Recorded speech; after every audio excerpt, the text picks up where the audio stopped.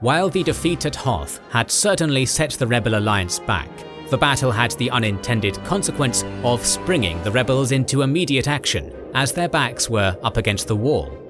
At Sullust, the rebels won an unexpected victory, setting them up to strike at the Emperor's new superweapon. Welcome to the Wizards and Warriors channel. We're glad you've come to see our video. As is our custom, please get comfortable, invite some of your Ewok friends and Mon Cala buddies, and let us tell you the story of the Battle of Endor.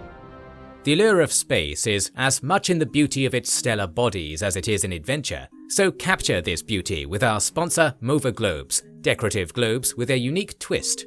These globes rotate seemingly of their own accord, with no power source.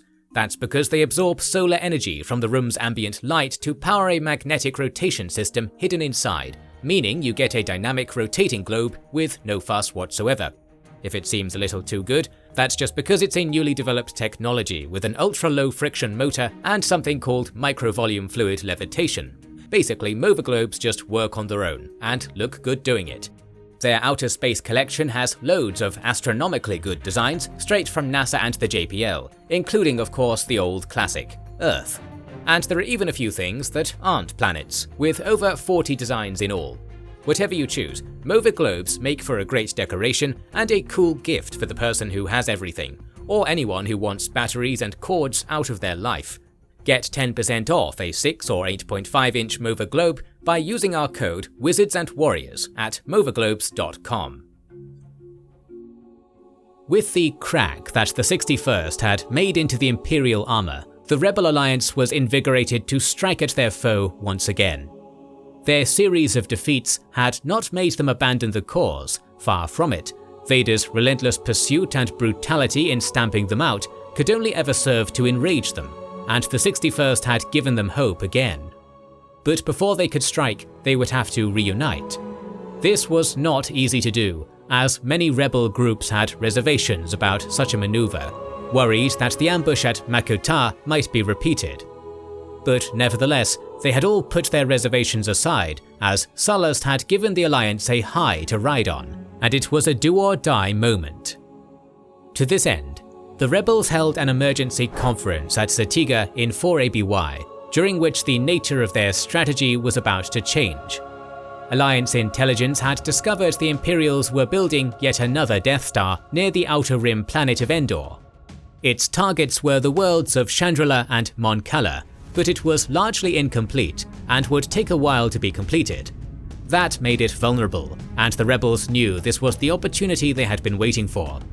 They decided to concentrate the fleet on the newly captured planet of Sullust and attack with their full force.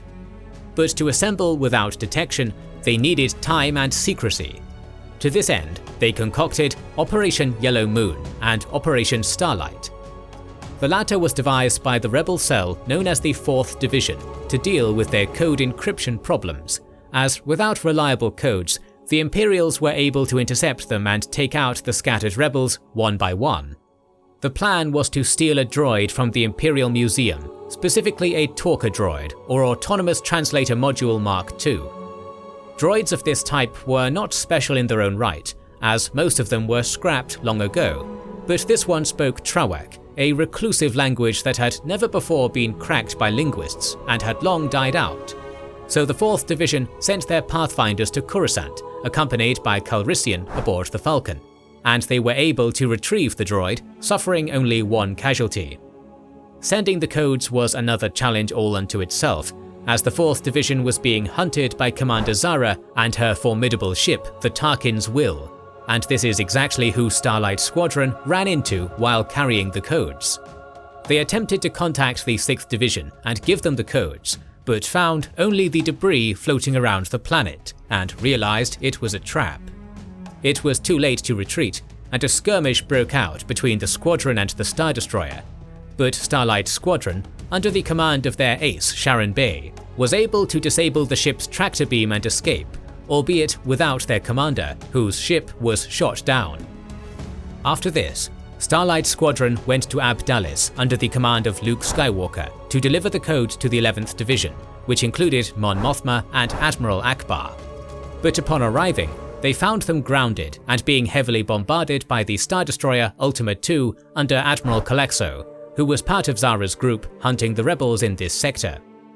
But despite their nearly hopeless situation, the 11th was able to escape with a cunning plan transmitted to Starlight Squadron, which involved the volcano over which the Ultima II was situated being made to erupt, and within a few passes they were able to destroy the ship, allowing the 11th to escape. With the Ultima II destroyed and the Tarkin's will disabled, the rebels were able to have a little more freedom of movement to send the codes. With that, the entirety of the Rebel Alliance was given orders to assemble at Sullust. The other operation being conducted, that being Yellow Moon, was to be a distraction that would grab the Empire's attention away from Sullust and to the Corva sector.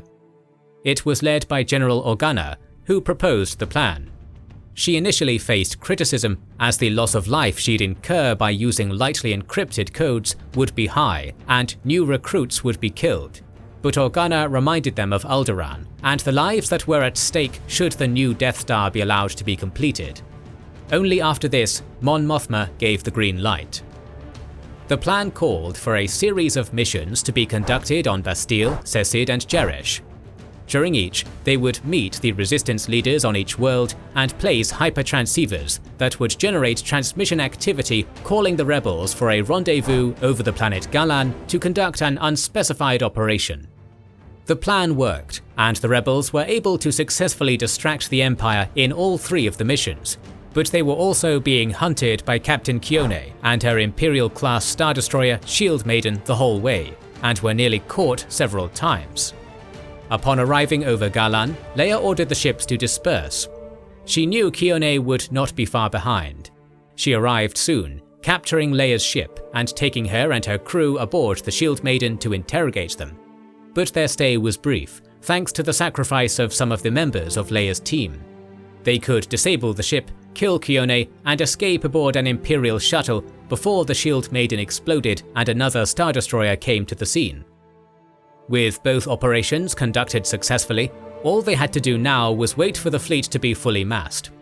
This gave time for General Organa, Skywalker and Calrissian to find the location of their captured friend Han Solo. Calrissian had discovered that he'd been taken to Tatooine and was put on display in the palace of Jabba of the Hutt clan. They were able to rescue Solo, but not before they were captured after a brief hiccup that almost got them executed in a sarlacc pit outside the palace. Luke and Calrissian had anticipated this and were able to break free, destroying Jabba's sail barge and killing the crime lord himself before escaping. With the rebel fleet nearly gathered, all of the leaders of the fleet were convened to discuss the plan of attack. The Imperial station itself was still under construction, but was protected by a deflector shield generator that was based on the forest moon of Endor, which the station itself was situated next to. The incomplete Death Star was already a tempting target, but the rebels also learned that the Emperor himself was there to oversee its final construction, meaning this was an opportunity that could not be missed. The plan called for the rebels to divide their forces. General Solo was to command the ground forces that would infiltrate the moon using the Lambda-class shuttle Leia stole from the Shield Maiden, the Tadirium, and destroy the deflector shield generator. The ground forces consisted of many elite scouts from the entirety of the fleet, as well as the crew of the Millennium Falcon, that being Organa, Chewbacca, and Skywalker. The next day, once they had destroyed the base at the specified time, the fleet would follow. The fleet was itself commanded by Supreme Commander Admiral Akbar, and consisted of at least 4 MC-80A Home 1 type heavy cruisers, including Akbar's command ship, the Home 1, 5 MC-80 Liberty type heavy star cruisers, 16 GR-75 medium transports, 4 Brahatok class gunships, 8 CR-90 corvettes, 10 EF-76 Nebulon B escort frigates, 4 DP-20 frigates, a few X-4 gunships, and a YT-2400 light freighter. Attached to them were BTL A4Y wings, ASF O1B wings, RZ-1A wings, UT-60D U wings, and T-65B X wings, all divided into Red Squadron, Blue Squadron, Grey Squadron, Green Squadron, Riot Squadron, Corona Squadron, Blade Squadron, and Gold Squadron. The latter was to be put under the command of General Calrissian aboard the Millennium Falcon, and they were given the task to take out the Death Star itself while the fleet covered them. Come morning, the strike team reached the forest moon and was given clearance to pass into Endor by the Executor, as Vader sensed Luke aboard the ship. Luke in turn feared he had endangered the mission by coming, as he sensed Vader too, but he was calmed by Solo. They were able to infiltrate the moon without much of a problem, but almost immediately were forced to fight the Imperials in a speeder chase, and then Solo's group was captured by the natives, known as Ewoks, and taken to Bright Tree Village. Initially, the Ewoks were adamant on eating Solo and his friends, but their fondness for C-3PO, who they called a golden deity, and a little forced demonstration by Skywalker convinced them to let them go. The rebels explained to the Ewoks why they were there, and that the Imperials, whom the Ewoks had been fighting all this time, were their enemies too. This led to the Ewoks convening a council of war, in which they agreed that this was the time to strike, and they would do so unanimously with the support of all the tribes. Before dawn broke, they left into the forest. Skywalker too left during the night, knowing he had to face his father. He allowed himself to be captured, and come morning was brought to the Death Star by Vader.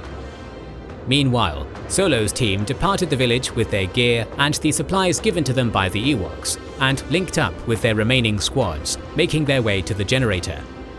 The Ewoks led them to the rear entrance, which was lightly defended, and after one of the Ewoks stole a speed bike and diverted the guards' attention, the rebels stormed the base and started setting explosives to destroy the installation and disable the shield defending the Death Star. Unfortunately for them, they were then set upon by the stormtroopers of the 501st Legion and forced to surrender. Just as this was happening, the rebel fleet entered the system, and Gold Squadron led the way, with all wings reporting in. Calrissian commenced his attack, but immediately something was awry. His co-pilot, Nien Numb, detected their signals were being jammed. Calrissian immediately knew what was going on, and called his squad to retreat, and signaled Home 1 to fall back, knowing the shield of the Death Star was still intact. At that point, the rebels detected ships coming in behind them. It was a trap.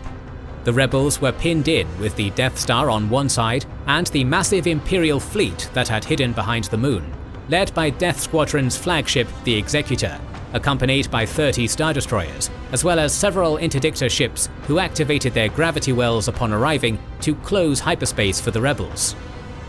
The battle began with the Imperial fleet launching its TIE fighter and bomber squadrons, which swarmed the rebel fleet. All of the rebel squadrons were ordered to protect the main ships, and a fierce duel broke out among them, with the rebels trying to establish a defensive position and drive the TIE squadrons out of their formation. Calrissian ordered all of the fighter squadrons to follow him towards the Executor to draw the Imperial TIEs away from the fleet. The maneuver worked, as the TIEs and the rebels smashed into one another, and a great battle took place between the fleet lines, eventually leaking over the Imperial side. The Imperial fleet, despite its massive advantage in firepower, would not engage, which puzzled the rebels. The Imperials were eager to get into the fight, but were under orders from the Emperor to just hold the rebel fleet in the system. It would soon become apparent to both sides, as the disk of the Death Star shone green and its beams connected to blast the rebel ship Liberty into pieces, that the monstrous station was not incomplete at all. Despite its appearance, it was very much fully operational. As both sides were shocked by this, Akbar was prepared to sound the retreat, but Calrissian knew that very few would be able to get out of the system alive, and hoped that, given more time, Solo would have the shield down, not knowing that they had been captured. Calrissian recommended that all ships close in on the Imperial fleet and engage them at point-blank range, reasoning to Akbar that they'd last longer fighting the fleet than against the Death Star. Not long after, the Death Star fired again and destroyed the Nautilian, and with no time left to spare, Akbar agreed with Calrissian, and the whole of the Rebel Alliance fleet charged. The Imperials were taken aback by this, not expecting the rebels to be foolish enough to engage their superior battle line. But in what was basically close-quarters melee on the scale of space, the rebel starfighters were the best. These were not fighters of the same caliber which Vader had easily defeated on Rogas Vos, nor the ones they had run out of Mako-ta and Hoth. They had been there for all of that and were now all aces. Akbar aided them in their efforts with his later iconic slash tactic, which was the concentration of their fire at single points where the enemy had no chance to repel them. And all the Death Star could do was watch while one by one the Star Destroyers fell. Blade Squadron took out Vader's own Devastator, followed by others taking out the Pride of Talandia, which severely weakened the Imperial communications, and then Vermont and Harbinger fell. But this was coming at the cost of many of the rebel starfighters who were giving their all to win what they knew would be the deciding battle. Events were transpiring on the surface. As the battle was playing out above, the Ewoks entered the fray and freed Solo's strike team. During the close quarters fighting, the rebels managed to take over an Imperial AT-ST and destroyed the shield installation. Now, with the shield down, Akbar ordered an attack on the Death Star. Calrissian broke off from the fight, ordering Gold Squadron and Red Squadrons to converge on him. With Antilles leading the way, they entered the Death Star, being hotly pursued. To buy them time and get the Imperials off their tail, Akbar ordered all ships to concentrate their fire on the Executor, knowing that it was the linchpin. The Executor was hammered heavily, but dealt heavy damage in return. During the fight, its bridge's deflector shields were destroyed, and an A-Wing fighter of Arvel Kinid rammed into the bridge, killing the Executor's commander Piet and all of the command crew. Admiral Sloane's Vigilance moved in to cover the Executor's flank and protect it, knowing that the rebels would now destroy the Executor. But by then, it was already too late, as with the loss of the bridge crew, power could not be controlled, and the ship went down, being pulled by the gravity well generated by the Death Star, which it crashed into. Admiral Sloane then took command and ordered the fleet to form up on the Vigilance to continue the fight, as the chain of command was broken. No orders from the Emperor or anyone aboard the Death Star were being relayed for some time, and no orders were coming. The Emperor himself was already dead, having been killed by Darth Vader as Palpatine tried to kill Luke, who wouldn't turn to the dark side as he had hoped. Vader himself was severely wounded doing this, and Luke took him to the docking bay to escape. The station shook violently from the fight erupting in its interior between the rebels and Imperials in their race for the reactor. Skywalker managed to get off with Vader in time as Antilles and Calrissian found and destroyed the reactor, causing the chain reaction that started blowing up the Death Star. Seeing this, Akbar ordered the fleet to pull back, as the station, the symbol of Imperial dominance, exploded before them. Admiral Sloane knew that the situation was now hopeless, as the proper chain of command was impossible to maintain. She ordered a retreat to the Anaj system, to the commanders that still listened to her. The war now completely turned in favor of the rebels. News spread quickly across the galaxy of not only the Emperor's demise, but the complete victory that the rebels had won.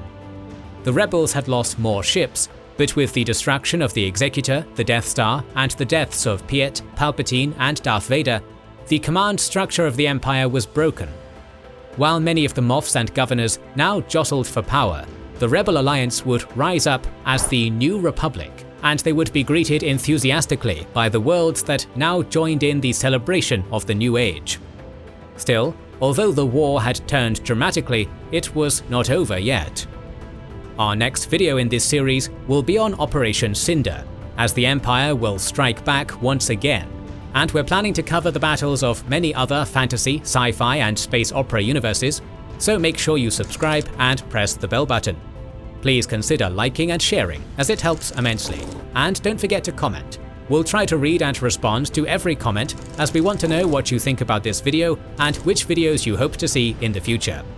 This is the Wizards and Warriors channel, and we'll catch you on the next one.